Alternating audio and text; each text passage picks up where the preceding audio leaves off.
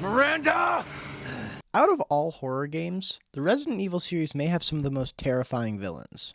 Not just in terms of flesh-eating monsters that run rampant across cities or hulking beasts of scientific neglect, but with victims of circumstance and manipulation. I mean, there's also the worst evil known to man in capitalism. It's done. Give me the vaccine, you greedy son of a bitch. No. You print money.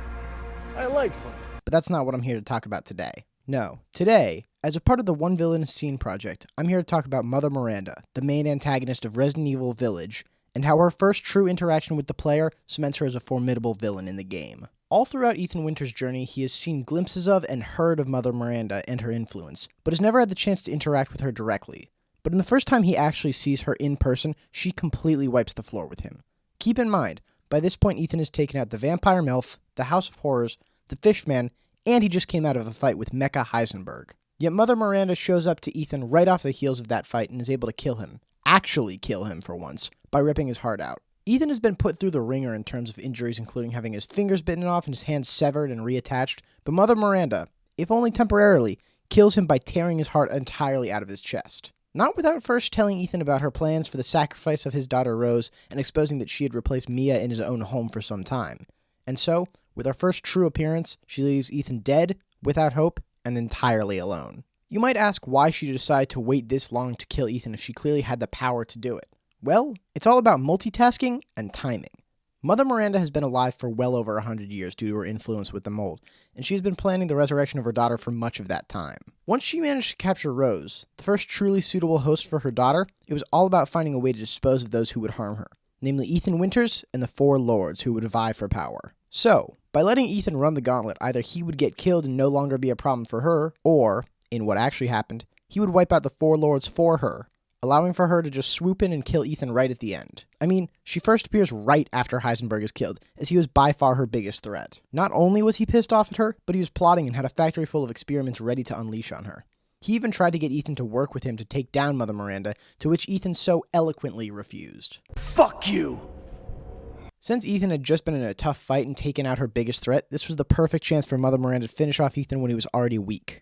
As she appears to Ethan, Miranda doesn't let up with the horror. She twists the environment and has the nature come to life in horrifying imagery and taunts him with an illusion of Rose and Mia, before finally revealing her true self. She also uses this interaction to fully explain her plan on what will happen to Rose with a sacrifice. Ethan is obviously calm and collected when talking back to her here. Fuck you, you crazy bitch! In most games, including some Resident Evil games, the fact that Miranda is gloating and explaining her entire plan means she would get an immediate comeuppance and be killed right here. But now, her power is so immense and she's so unthreatened, she's able to immediately kill the unkillable Ethan Winters. While he eventually comes back to finish the fight, that comes at the cost of his humanity and his future, as that is when his death is fully cemented. If he hadn't been killed here, things wouldn't have played out the same way in the future. This just further proves the extent to which Mother Miranda can back up her claims with her actual power. The fact that she infiltrated Ethan's home disguised as Mia without him noticing, or followed him to keep tabs as the Hag, not even mentioning the creation of all four lords, or Lycans, and the direct hand she had in the Umbrella Corporation's founding, and Evelyn's creation, emphasizes the true sway and intensity behind Miranda. However, while her terror and power are one part of what makes her a fear-inducing villain, it's not the part that necessarily makes her a compelling villain. That would be the fact that she is a perverted reflection of our protagonist and his goals. Resident Evil Village is a story all about family, through and through. The main goal is for Ethan Winters to get his daughter Rose back, but look at who he fights to do it. Lady Dimitrescu has 3 daughters of her own. Donna Beneviento's section is just an entire family household and a goop baby, for what that's worth. Then there's Moreau, the biggest mama's boy ever. And lastly, Heisenberg, who has rejected his family and is building one of his own with his robo-zombies. Not to mention the main villain is literally named Mother Miranda. While it also comes from religious connotations, I mean her name is just a dead giveaway to that. Family ties are what make the core of this game, and as such the reflection between Ethan and Miranda deepens the core conflict. Both want to save their daughters from a fate of death by using the power of the mold, and both are willing to do anything to save their child. However, it's that point where the two vastly differ. Ethan Winters is practically a force of nature in his dedication to take out anyone who has hurt or is in his way to get back Rose. But the other aspect is that he will take any amount of pain himself in order to save Rose. Any limit that his body can take, he will push through to get there. Even death doesn't stop him from saving his daughter. Then when you compare that to Mother Miranda, she will go to any lengths to try and bring back her daughter, but it's always at the expense of someone else. The experiments with the villagers, the testing of the Caduceus on the four lords, everything has been at the expense of others to try and bring her daughter back. Her fusion with the mold was what showed her that possibility, yet she tried no further within herself to try and get her daughter back, only experimenting on the villagers to get results. In the end, that's why Ethan is able to sacrifice himself to get Rose back and end Mother Miranda, as he truly doesn't care about anything other than saving his daughter. The distortion of Ethan's goals in Miranda make her both more understanding and more terrifying because we know the lengths she will go to in order to try and bring back her daughter because we know how far Ethan will go. That's what makes her so compelling, is because she is so intertwined with our character and his goals. Even though she has a relatively short amount of screen time, Mother Miranda makes a standout villain due solely to her intimidating presence and overwhelming power.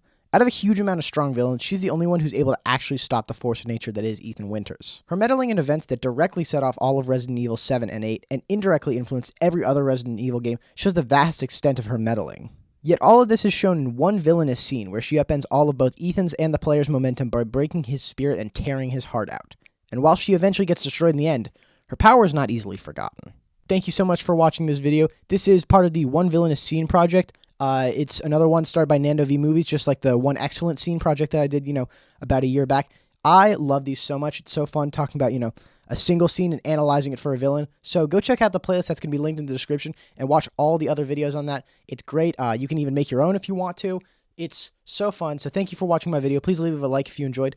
Let me know in the comments what you thought about Resident Evil Village and Mother Miranda. I know not everyone loved her as a villain, but I think she kind of did a good job being a shady villain for the most part of the game, kind of insidious, building her up and not knowing about her, and then really, her flexing that power by the end of the game. And that last boss fight is so difficult that really screwed me up for a while. So thank you for watching, and until next time, goodbye.